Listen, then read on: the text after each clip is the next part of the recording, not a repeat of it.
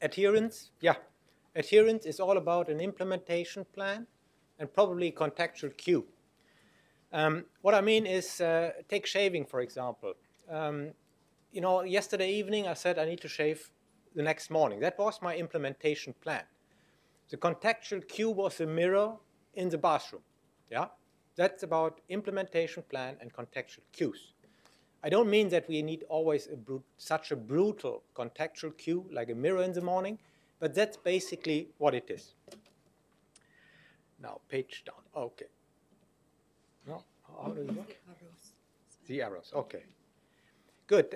I will just go through here on behalf of the Geriatric Medicine Society, which is basically a network between different disciplines from industry, academia, clinicians, and so forth, where we discuss these issues since quite a time. And I'm going through the roadmap in the drug therapy because I think we need to include more the patient.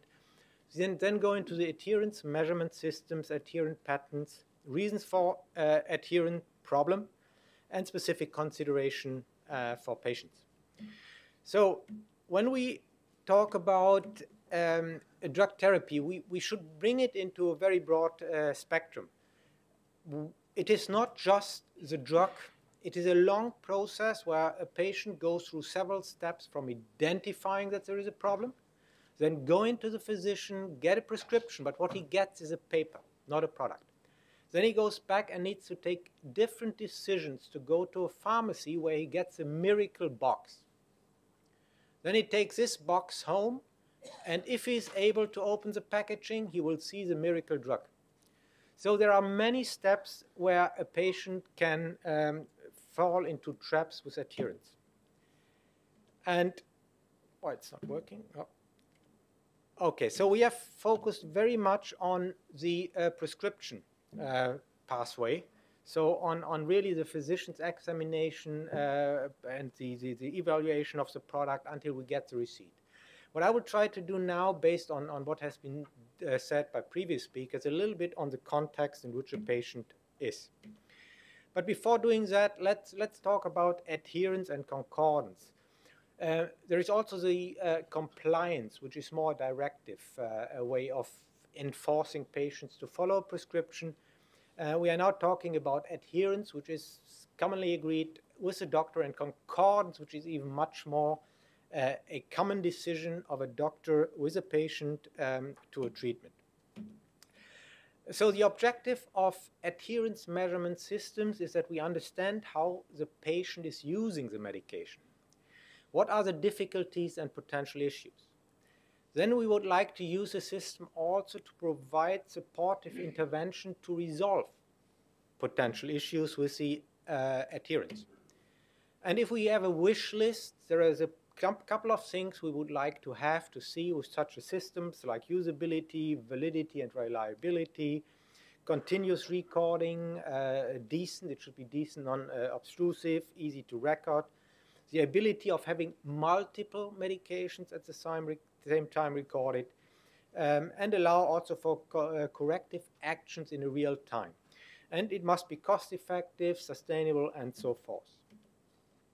Now there are the direct measurement systems, which is basically drug monitoring, which is response monitoring, or which is a direct observed therapy. Then we have the indirect measures, where we can use pharmaceutical databases. We can have automated detection systems with or without alert systems.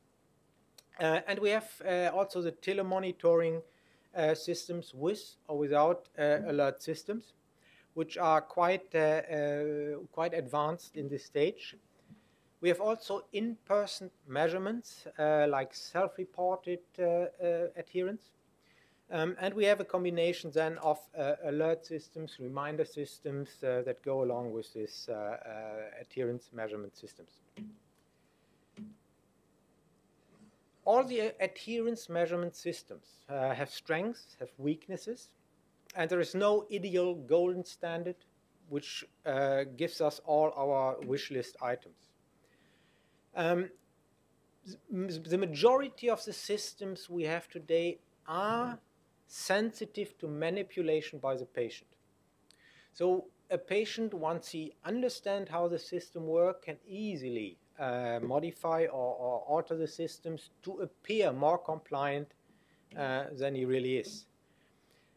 Some some of the adherence measurement systems require some technology. So we need to be careful in evaluating if the patient is able to deal with this technology, but I heard yesterday that this is not really a big problem. Now, what are the adherence patterns of patients? We have different patients. One who are really adherent. They follow through the therapy. So we have the nearly adherent, which more or less are adherent, who are mainly adherent with some irregularity timings. Occasionally, some people miss the drug. We have some who take drug holidays. It's weekend, so let's stop the therapy. More often, holidays or complete dose omissions. And then the patients who take the drug only very few times and then never again. So this is a non-persistence. What are the reasons for adherence problems? If you look to the literature, you will see that there is a couple of adherence issues which are based on social or economical factors, healthcare team and system-related factors, conditions patients may face, therapy, and then purely patient-related factors. So the major focus of my talk will be on 3 areas of this. I take one from the therapy-related factor, which is therapeutic complexity. The other is the condition-related factor, is the inability to apply a medication like swallowing. And then I will also focus on the packaging. Again, I try to quantify a little bit more what my previous speakers had said. This is a marvelous slide I got from Markus Gosch, who is a clinician in Hochziel in Innsbruck. And he just showed this at a congress last year, where he showed a typical patient. And this one I don't think I need to explain to you. The thing is that what you see here is a number of drugs a patient needs to take. Now, if we just consider this, first of all, there might be a couple of physicians involved until this prescribing is there. Then the medication schedule.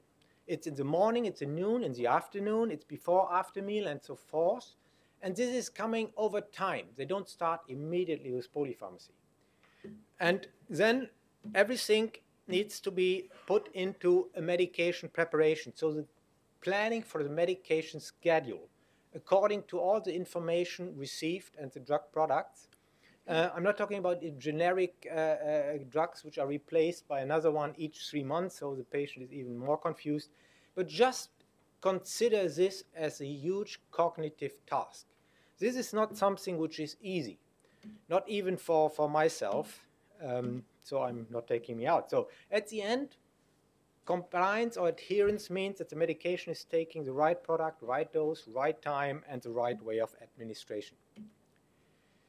So let's go to the swallowing issues. The frequency of swallowing issues were considered in 410 independent living adults. I'm not talking about the hospitalized one. 22% reported swallowing issues. 63% were related to the large size of the dosage form, 14% to the surface. 37% it resulted in a non-adherence. So this is a considerable number. There was another study done which was considering the impact of dysphagia on oral medication. So this was an interview done by pharmacists to patients which they considered to have dysphagia. And there were 90% of this study population were 60 to 89-year-old, of which 41 were between 70 and 79. Now, the results show clearly that 60% reported difficulties in swallowing, considering that they were already pre-selected by pharmacists. But what is more important is to see how they react to it. 68% started to crush the tablet or open the capsules, and 69% simply omitted to take the drug.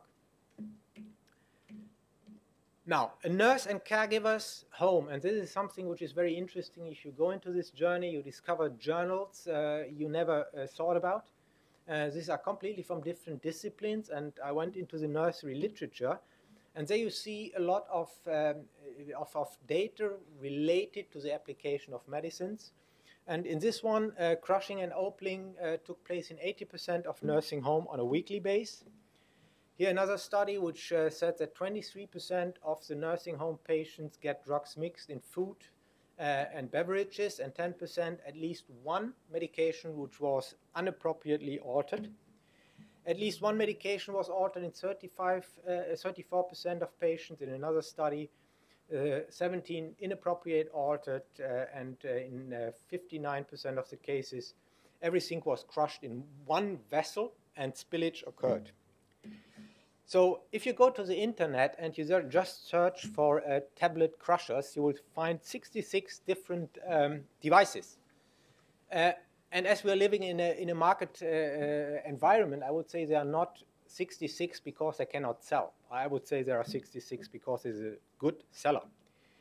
So this is what I presented earlier this week in Istanbul. That's the so-called closed-loop product supply. You know, that's the magic bull of the industry. We have a new chemical entity, and we are very proud of. So we send our formulation people to formulate. Then we have our process development people, and we come up with a beautiful process. We manufacture the product, and here we are. High quality, approved by EMA. We have all our evidence for safety, efficacy, quality. But what is happening then? And the reality is that it is crushed again, and the patient gets the drug. Well, at least he got the drug. So, I mean, we should not be too negative. But this has an impact, because what we provide from an industry is a high-quality product. And we do not know what really comes afterwards. Now here, very briefly on the packaging, there had been studies done some years ago by Atkins, and this was given to patients, elderly patients, where they got different tasks to do based on different packagings. And here you see how many of these patients were unable to perform the task. And if you take, for example, the child-proof packaging, that about 56% were unable to push this out of the blister. And tablet splitting was even worse. But, you know, this is the first and most important criteria for a patient to get access to the medicine. So I would consider this as something which really needs to be addressed. So what are the essential for adherence? This is really the provision of all the informations and reasons for the therapy which is needed. It needs to get support to really simplify medication. We should not expect that this is something, you know, we can do easily. And patients need to have an implementation plan. They need to have a clear routine by when to take a drug, and contextual cues can help to remember. Access to medicine, I talked to you about the provision maybe of devices like pill organizers, reminder systems. We heard it yesterday as well, people living with this. The development of prescription of appropriate pharmaceutical products. So we might consider our approach in development. So as a specific considerations, we have to see that medication reviews to therapy adjustment according to the age needs to happen, morbidity, comorbidity. So we talked about this morning. There is a difference between the perceived and the real level of complexity in our treatment schedules, because we are used to it. We are all professionals, and for us, drug therapy is easy because we are doing it each day. For a patient, it is much more difficult. And patients have problems in their ability, cognitive, visual, auditive, so we heard this morning. And the availability of the level of support is also something which we need to consider for the patient. So in a conclusion, I try to draw it in a very simple slide. It is simplified already, so So we have two areas. We have the intended non-adherence and the unintended non-adherence. And we have areas where we can modify or not modify. And if you look to all these modifiable things here, we have the adverse drug reactions. There might be social issues, economical issues, or concerns. So we know that this can be addressed by either changing a drug therapy or remove issues or give drugs to patients who are not able to pay or explain the therapy. Then we can get them back into adherence. But there are also people, and we have to respect this, they say, I don't take any drug. And this is simply when we have done our work, this is what we have to do. We have to respect it. But then there are the unintended ones where we have different levels of support. But we should also consider that there is a certain level where we cannot leave the patient alone anymore with the drug therapy. Then we need to have caregivers to take over. And so as a conclusion is we should not assume that we know what a patient knows. We should not assume that a patient knows what we know. We should not assume that a drug is all the patient needs. We should not assume that the patient is not willing to be adherent. And I'll show you here a case where a patient swallowed the entire blister. And we should not assume that adherence works top-down.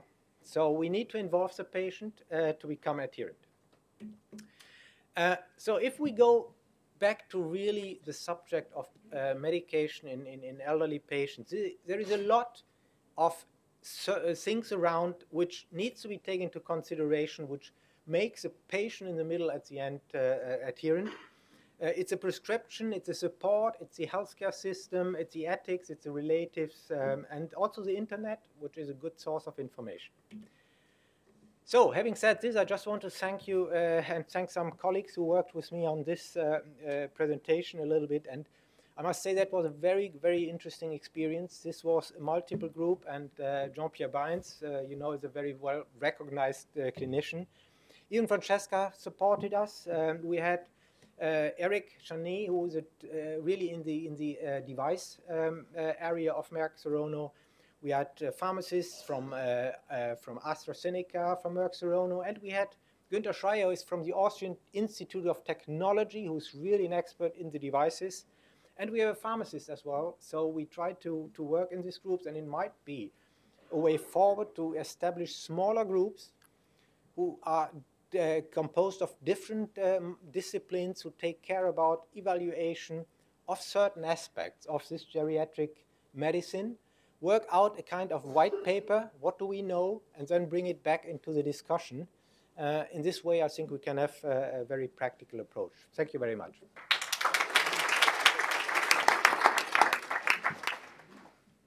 Yes, please, first question. Thank you for that nice talk. We know that concordance or compliance, or whatever you want to call it, is a health behavior. And if you're compliant with placebo, you have about 36 to 50% reduced mortality compared with being not compliant with placebo.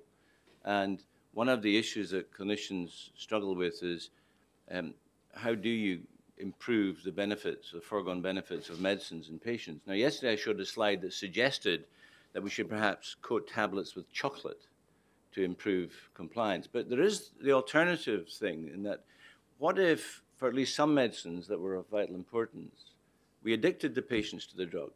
For example, if they stopped taking them, they got diarrhea. Would that not be something that we should at least look at? Because the patient could agree to that, and if they agreed to take their antipsychotic on that basis, they could be released from hospital.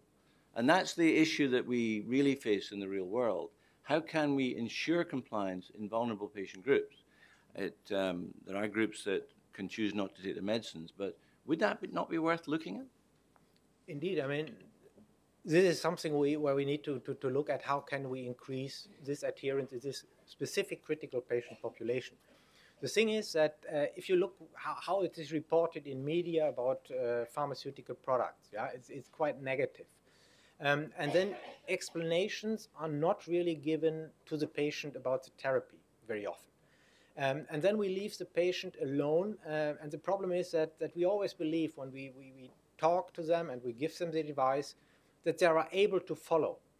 And I think that it is multi phases where we need to do interventions, but definitely we need to see how long can we leave them alone, and when do they really need supportive measurements or supportive interventions. The gentleman in the back, wanted to, yeah, please.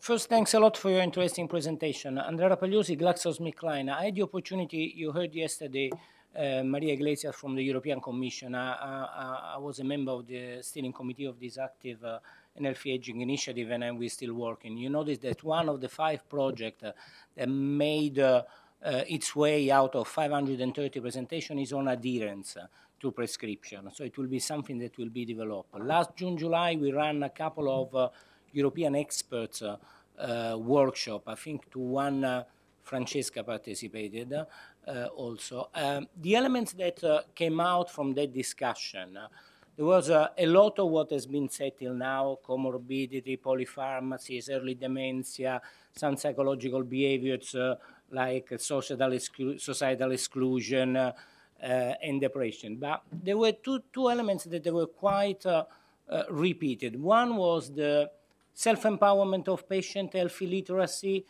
patient as co-producer of their own healthcare.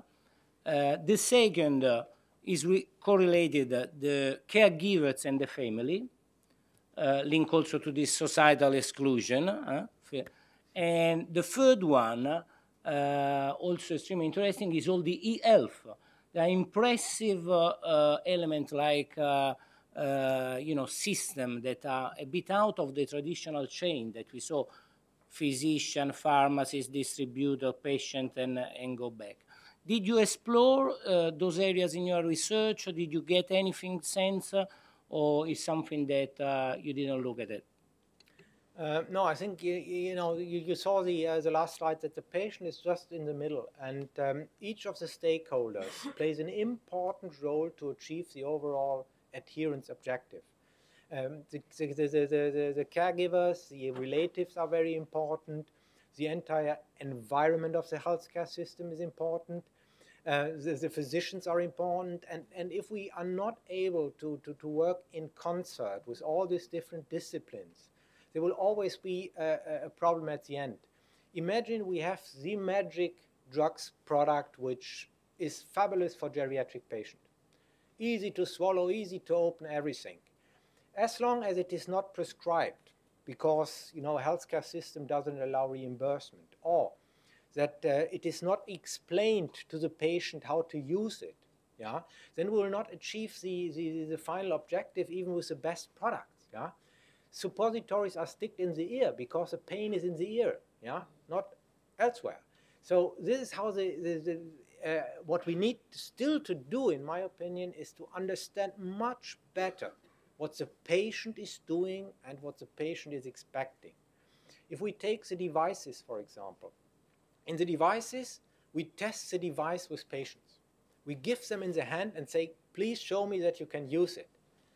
In pharmaceutical products, we work double blind.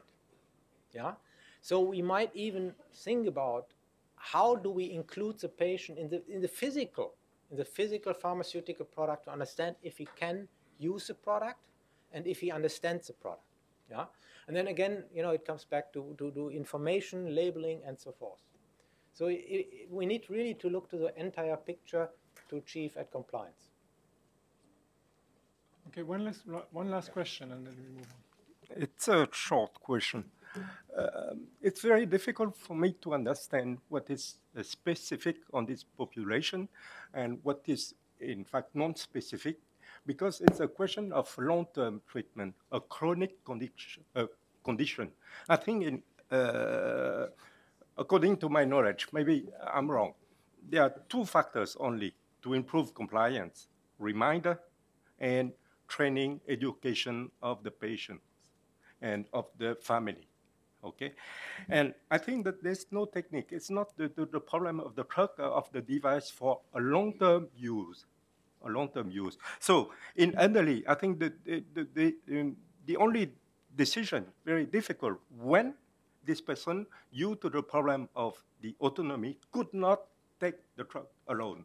So who will administer the drug in that case, you see? So the comprehensive geriatric assessment could be very important before. It's a question of organization of administration of the drug for the compliance. Yeah, that's a very good last question, because I started with saying you need to have an implementation plan and a contextual cue. But I completely agree with you. You know, the geriatric assessment protocols might be developed specifically for the ability of a patient to manage the medication. And if we have a short protocol where we can evaluate a patient and say, this patient is able to manage, okay,